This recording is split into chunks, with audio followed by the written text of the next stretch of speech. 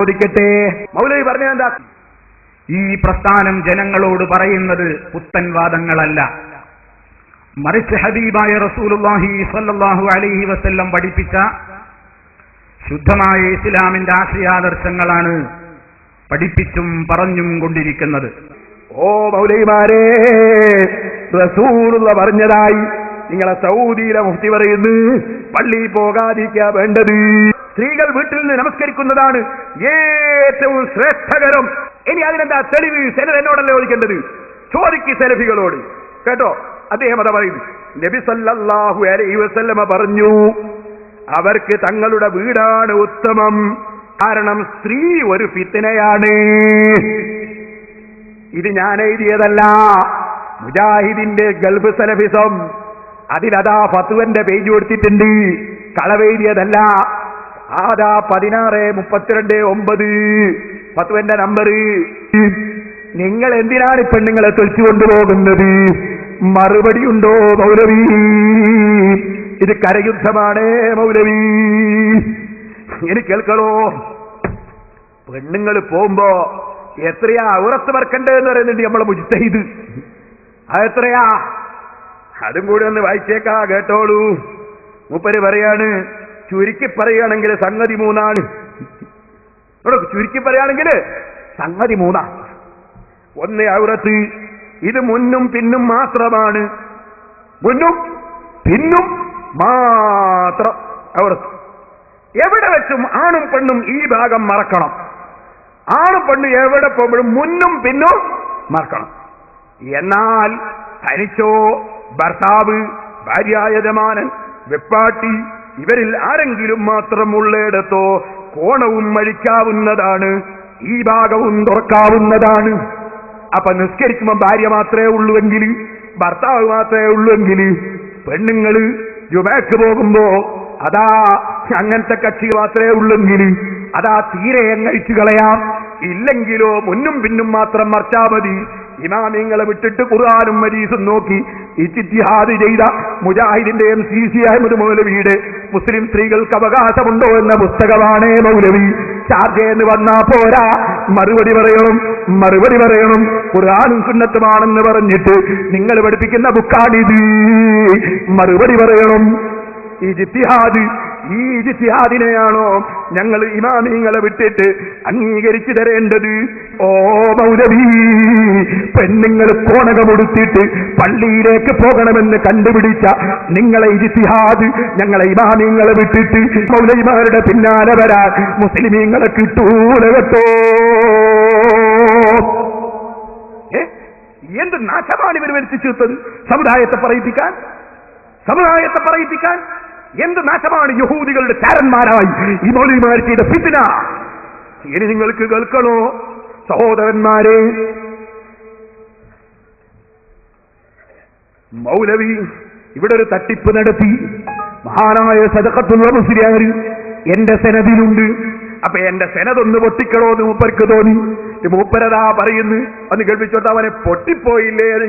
നിങ്ങളെ പരമ്പരാധിപത്യം പറയുന്ന വാക്ക് കേട്ടിട്ട് ഞാൻ അതിന്റെ മറുപടി പറയാം. നിങ്ങൾ പരമ്പരയിലെങ്ങിയ ആളല്ലേ സദഖത്തുള്ള മുസ്ലിയാരി? സദഖത്തുള്ള മുസ്ലിയാര് പറഞ്ഞതുപോലെയാണോ നിങ്ങൾ ഇവിടെ പ്രവർത്തിക്കുന്നത്? സദഖത്തുള്ള മുസ്ലിയാരെ സംബന്ധിച്ചിടത്തോളം സ്പീക്കറിലെ ഖുതുബ പാടുണ്ടോ? നിങ്ങളേതിലാ ഖുതുബ ഓതുന്നത്? പൊട്ടിപ്പോയില്ലേ പരമ്പര? പൊട്ടിപ്പോയിട്ടില്ല പരമ്പര. എന്റെ പരമ്പര പൊട്ടിക്കാൻ ഇബ്ലീസ് അടക്കം ഒരൊറ്റ മൗലവിക്കും സാധ്യമല്ല. ശരിക്ക് കേട്ടോ. നിങ്ങളിപ്പോ ഉദാഹരണം പറഞ്ഞത് എന്താണ്? ലൗഡ് സ്പീക്കറാണ് അല്ലേ? സദഖത്തുൽ ഉസ്താദിന്റെ ലൗഡ് സ്പീക്കറിനെ പറ്റി പറയുന്നത്. ഞാൻ സദഖത്തുൽ ഉസ്താദിന്റെ ഫതാവ നുസ്റത്തുൽ അനാം ഞാൻ വായിക്കട്ടെ, കേട്ടോളൂ. 138-ാമത്തെ പേജ്. ചോദ്യം: ബഹുസമസ്ത കേരള ജമിയത്തുൽ ഉലമ സ്ത്രീകൾക്ക് എഴുത്തു പഠിപ്പിക്കൽ ഹറാമാണെന്ന് തീരുമാനിച്ചിരിക്കെ സമസ്തയുടെ കീഴ്ഘടകമായ വിദ്യാഭ്യാസ ബോർഡ് അംഗീകരിച്ച മദ്രസകളിൽ പെൺകുട്ടികൾക്ക് എഴുത്തു പഠിപ്പിക്കുന്നു. അതുപോലെ ഖുതുബത്ത് സ്പീക്കർ ഉപയോഗിക്കൽ ഹറാമാണെന്ന് തീരുമാനിച്ച കേരള സംസ്ഥാന ജമിയത്തുൽ ഉലമയുടെ വക്താക്കളിൽ ചിലർ ഖുതുബക്ക് സ്പീക്കർ ഉപയോഗിക്കുകയും മറ്റു ചിലർ സ്പീക്കർ ഉപയോഗിക്കുന്ന ജുമയിൽ പങ്കുചേരുകയും ചെയ്യുന്നു. ഇത്തരം പ്രവൃത്തികളെ സംബന്ധിച്ച് പത്രാധിപർ എന്തു പറയുന്നു? ചോദ്യം നമുക്ക് എല്ലാവർക്കും അറിയുന്നൊരു വിഷയമാണ്. എന്താണ്? സംസ്ഥാന കേരളത്തിലൂടെ പല പള്ളികളും ബഹുമാനപ്പെട്ട ശിഹാബ് തങ്ങൾ ഉദ്ഘാടനം ചെയ്യും. ശിഹാബ് തങ്ങൾ മൈക്കുള്ള ഖുതുബയിൽ പങ്കെടുക്കുന്ന ആളാണ്, നമുക്കറിയാം, തിരിച്ചുണ്ട്. അപ്പോൾ ഇതിനെപ്പറ്റി ചോദ്യം, ഇതുപോലത്തെ ഒരുപാട് കാര്യം നമ്മൾ കാണുന്നതാണ്. ചോദ്യം മറുപടി കേട്ടോ സർദർ ഉസ്താദിന്റെ ചോദ്യം മറുപടി ഉത്തരം: സ്ത്രീകൾക്ക് എഴുത്തു പഠിപ്പിക്കൽ ഹറാമാണെന്ന് സമസ്ത തീരുമാനിച്ചിട്ടില്ല. ഒന്നാമത്തെ മൗലവിന്റെ ചോദ്യം കളവ്. ഇനിയോ അത് വിശദീകരിച്ചതിന് ശേഷം അത് പറയാണ്, അത് നല്ലതല്ലാത്തത് കൊണ്ട് ചെയ്യരുതെന്നാണ് സമസ്തയുടെ തീരുമാനം. നിങ്ങൾ കാണുന്നില്ലേ, എഴുത്ത് നടത്തുന്ന എഴുത്തുകാരി എന്ന് പറഞ്ഞിട്ട് ആധാരം എഴുതുന്നവരുണ്ട്. പെണ്ണുങ്ങളെ കൊണ്ടുപോയിട്ട് എഴുത്ത് പഠിപ്പിച്ചിട്ട് ആധാരം എഴുതുന്ന പരിപാടിയില്ലേ, അത് പെണ്ണുങ്ങളതിന് അനുയോജ്യമല്ല, അങ്ങനെ നല്ല പരിപാടിയല്ല. അങ്ങനെ എഴുത്ത് പഠിപ്പിച്ച് എഴുത്തുകാരാക്കുന്നത് നല്ല ഏർപ്പാടല്ല എന്നേ പറഞ്ഞിട്ടുള്ളൂ, ഹറാമാണെന്ന് പറഞ്ഞിട്ടില്ല. ഇനി നിങ്ങൾക്കൊന്ന് കേൾക്കണോ സഹോദരന്മാരെ? എന്നാൽ അതിന്റെ ശേഷം മഹാനായ സദഖത്തുൽ ഉസ്താദ് പറയാണ്, അതുപോലെ തന്നെ ഖുതുബയിൽ സ്പീക്കർ ഉപയോഗിക്കൽ ഹറാമാണെന്ന് കേരള സംസ്ഥാന ജംഇയ്യത്തുൽ ഉലമയും തീരുമാനിച്ചിട്ടില്ല. അതുപോലെ തന്നെ ഖുതുബയിൽ സ്പീക്കർ ഉപയോഗിക്കൽ ഹറാമാണെന്ന് കേരള സംസ്ഥാന ജംഇയ്യത്തുൽ ഉലമയും തീരുമാനിച്ചിട്ടില്ല. അതിന്റെ കൊളപ്പുറം യോഗത്തിൽ പാസാക്കിയ പ്രമേയം ഇപ്രകാരമാണ്: ജുമാ ഖുതുബയിൽ ലൗഡ് സ്പീക്കർ ഉപയോഗിക്കുന്നതിനെ സംബന്ധിച്ച് സുന്നികൾക്കിടയിൽ, ഞാൻ ഇന്നലെ പറഞ്ഞില്ലേ, സദഖത്തുൽ ഉസ്താദും കന്യത്ത് ഉസ്താദും അതുപോലെ തന്നെ ഓക്ക ഉസ്താദും തുള്ളാളന്തങ്ങളും എ പി ഉസ്താദും ഒക്കെ സുന്നത്ത് ജമാഅത്തിന്റെ കുടുംബമാണ്. അവരൊക്കെ ഞങ്ങളുടെ പിതാമഹന്മാരെ പോലെ ഞങ്ങളുടെ ആത്മീയ രംഗത്തുള്ള പിതാക്കളാണ്. അവർ തമ്മിൽ സുന്നി കുടുംബമാണ്. ആ പറഞ്ഞത് തന്നെയാണ് ബഹുമാനപ്പെട്ട സദഖത്തുൽ ഉസ്താദ് പറയുന്നത്. എന്താ പറയുന്നത് കേട്ടോ?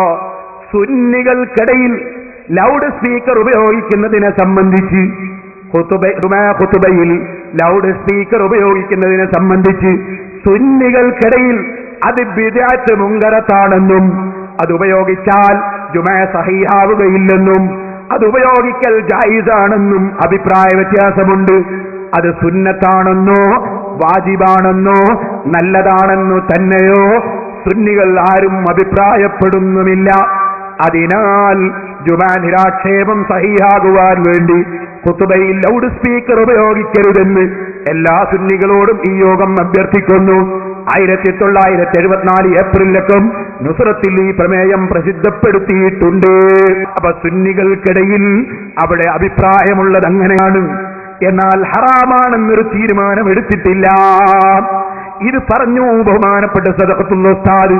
ഇനി ഞാൻ പറയട്ടെ, അപ്പൊ ഏതഭിപ്രായം സ്വീകരിച്ചാലും സുന്നി തന്നെ ആശയത്തിന്ന് പുറത്തു പോകുന്നില്ല. അതുകൊണ്ട് കന്യത്ത് ഉസ്താദിനോട് ബഹുമാനമാണ്, സദഖത്തുൽ ഉസ്താദിന് എല്ലാവർക്കും ബഹുമാനം തന്നെ. ഞങ്ങളെ കണ്ണി മുറിയുന്നില്ല കേട്ടോ. അപ്പ